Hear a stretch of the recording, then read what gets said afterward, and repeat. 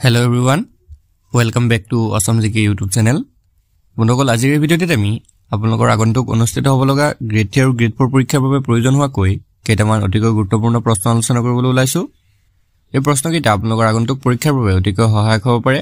সেয়ে ভিডিঅ'টো শেষলৈকে ভালদৰে চাই থাকক। বন্ধুসকল ইয়াতে আপোনালোকক এটা ইম্পৰ্টেণ্ট কথা জনাই থওঁ।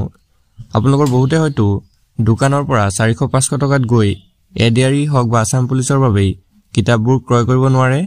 সেয়ে আপোনালোকৰ বাবে খুব কম মূল্যত কেৱল 79 টকা বা 49 টকাত আপোনালোকৰ বাবে এডিআৰই পৰীক্ষাৰ বাবে কেইটামান অতিকৈ গুৰুত্বপূৰ্ণ পিডিএফ ই-বুক তৈয়াৰ কৰিছো।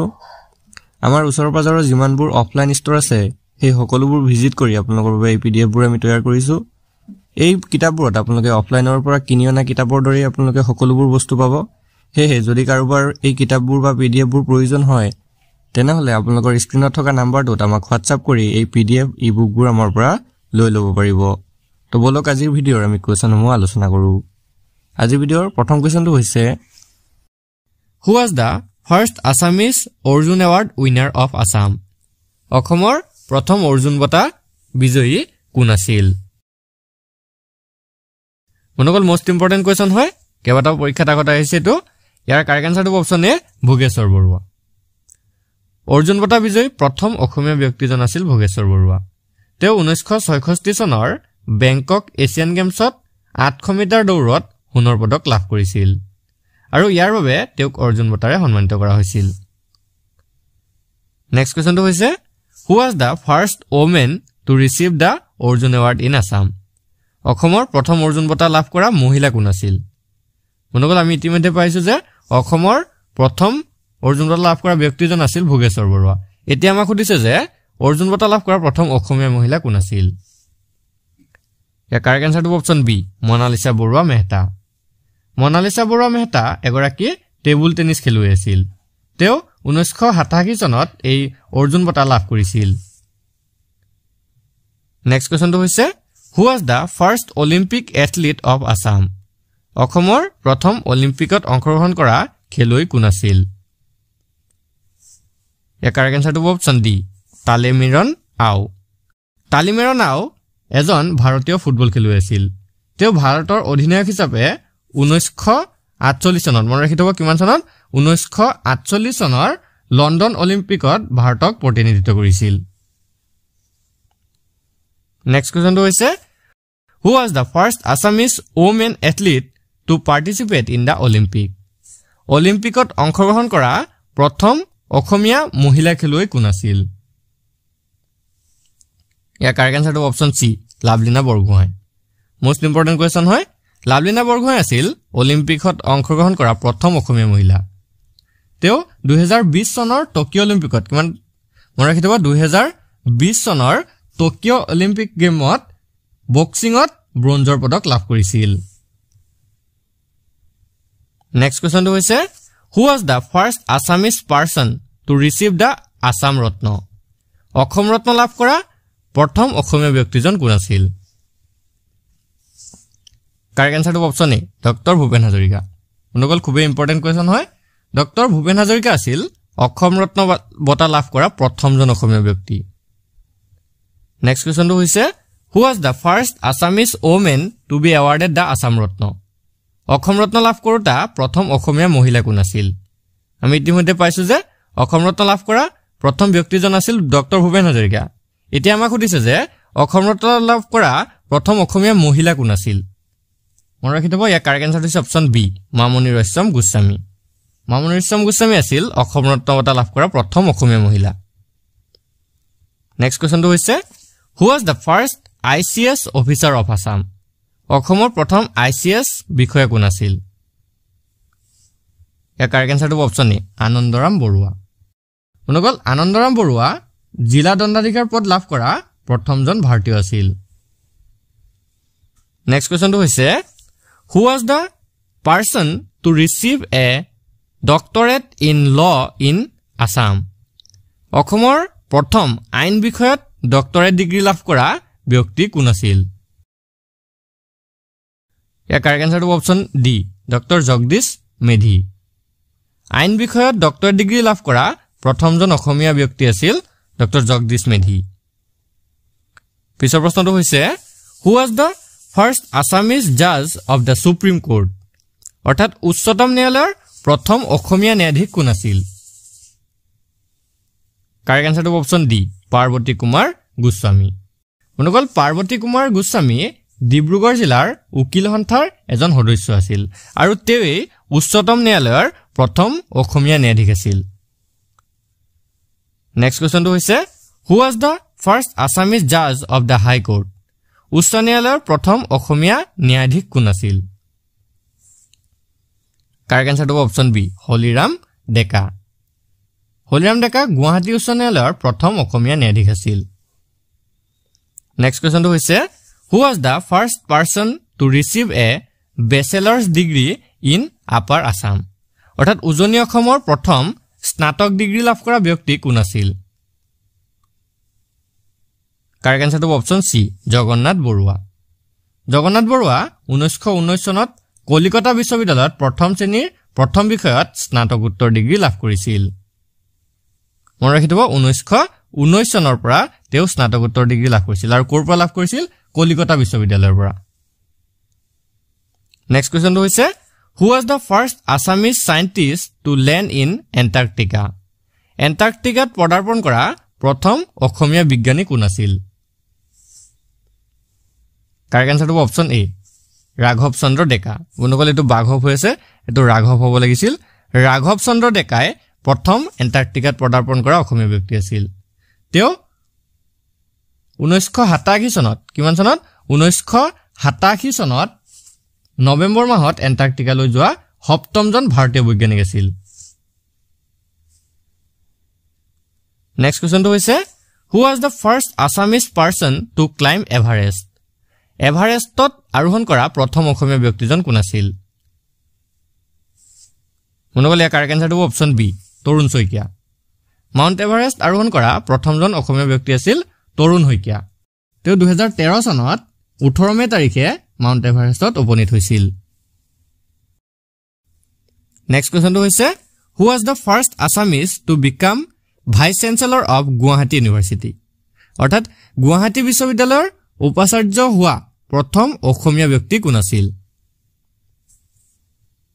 কাৰেক্ট আনসাৰটো অপচন ডি কৃষ্ণকান্ত সন্দিকৈ বন্ধুসকল গুৱাহাটী বিশ্ববিদ্যালয়ৰ উপাচাৰ্য হোৱা প্ৰথম ব্যক্তিজন আছিল কৃষ্ণকান্ত সন্দিকৈ নেক্সট কোৱেশ্চনটো হৈছে who was the first Assamese person to receive the Dada Saheb Phalke award দাদা চাহেব ফাল্কে বঁটা লাভ কৰা প্ৰথম অসমীয়া ব্যক্তি কোন আছিল কাৰেক্ট আনসাৰটো option A doctor Bhupen Hazarika বন্ধুসকল ডক্টৰ ভূপেন হাজৰিকাই দাদা চাহেব ফাল্কে বঁটা প্ৰথম লাভ কৰিছিল পিছৰ প্ৰশ্নটো হৈছে who was the first Assamese women to be awarded the Padma Bhushan Padma Bhushan সন্মান লাভ কৰা প্ৰথম অসমীয়া মহিলা কোন আছিল কাৰেক্ট আনসাৰটো অপচন সি পুষ্পলতা দাস বন্ধুসকল পদ্মভূষণ সন্মান লাভ কৰা প্ৰথম অসমীয়া মহিলা আছিল পুষ্পলতা দাস নেক্সট কোৱেশ্চন হৈছে who was the first Assamese to be awarded the Padma Bhushan Padma Bhushan সন্মান লাভ কৰা প্ৰথম অসমীয়া ব্যক্তিজন কোন আছিল ইয়াৰে কাৰেক্ট আনসাৰটো option A Amiya Kumar Das next কোৱেশ্চনটো চাওঁ who was the first Assamese to receive the Padma Shri Padma Shri সন্মান লাভ কৰা প্ৰথম অসমীয়া ব্যক্তি কোন আছিল কাৰেক্ট আনসাৰটো option B doctor Mathura Das next কোৱেশ্চনটো চাওঁ who was the first Assamese women to receive N PhD লাভ কৰা প্ৰথম অসমীয়া মহিলা কোন আছিল ইয়াৰ কাৰেক্ট আনসাৰটো অপচন ডি এ আৰু বি দুইজন ডাক্তৰ কমলা ৰায় আৰু তিলোত্তমা গগৈ এই দুইগৰাকীয়ে PhD লাভ কৰা প্ৰথম অসমীয়া মহিলা আছিল নেক্সট কোৱেশ্চনটো হৈছে who was the first Assamese women vice speaker of assembly বিধানসভাৰ প্ৰথম অসমীয়া মহিলা উপাধ্যক্ষ কোন আছিল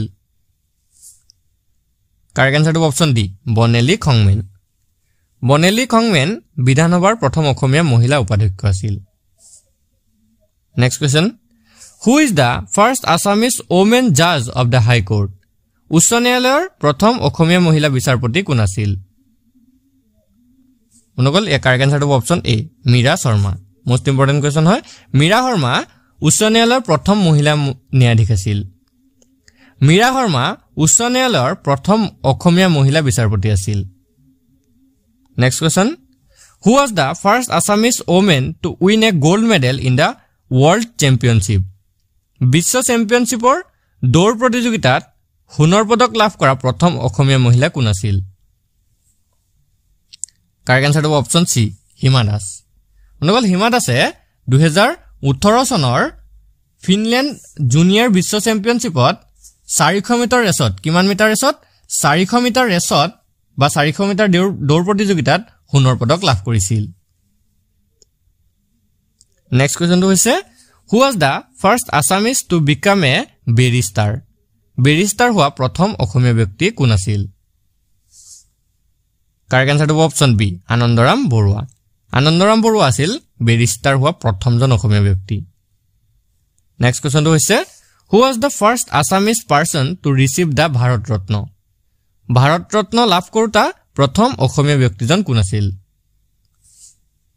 অনুগল ইয়াৰ কাৰেক্ট আনসাৰ হ'ব অপচন ডি গোপীনাথ বৰদলৈ অসমৰ প্ৰথম মুখ্যমন্ত্ৰী আছিল গোপীনাথ বৰদলৈ আৰু তেৱে আছিল ভাৰত ৰত্ন বঁটা লাভ কৰা প্ৰথমজন অসমীয়া ব্যক্তি নেক্সট কোৱেশ্চনটো হৈছে who was the first Assamese to become the chief election commissioner of India ভাৰতৰ মুখ্য নিৰ্বাচন আয়ুক্ত হোৱা প্ৰথম অসমীয়া ব্যক্তি কোন আছিল কাৰেক্ট আনসাৰ হ'ব অপচন এ হৰিশংকৰ ব্ৰহ্ম পিছৰ প্ৰশ্নটো চাওঁ who was the first Assamese to become the chief justice of India অৰ্থাৎ ভাৰতৰ মুখ্য ন্যায়াধীশ হোৱা প্ৰথম অসমীয়া ব্যক্তিজন কোন আছিল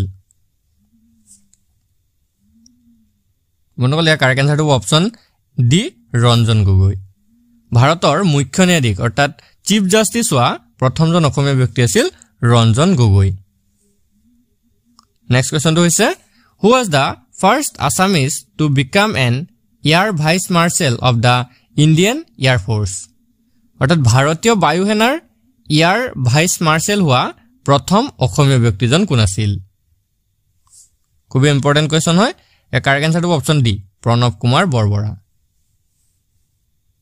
নেক্সট কোৱেশ্চনটো হৈছে who was the first Assamese person to become a member of the sub committee on drafting the constitution of India ভাৰতীয় সংবিধান খচৰা উপসমিতিৰ সদস্য হোৱা প্ৰথম অসমীয়া ব্যক্তি কোন আছিল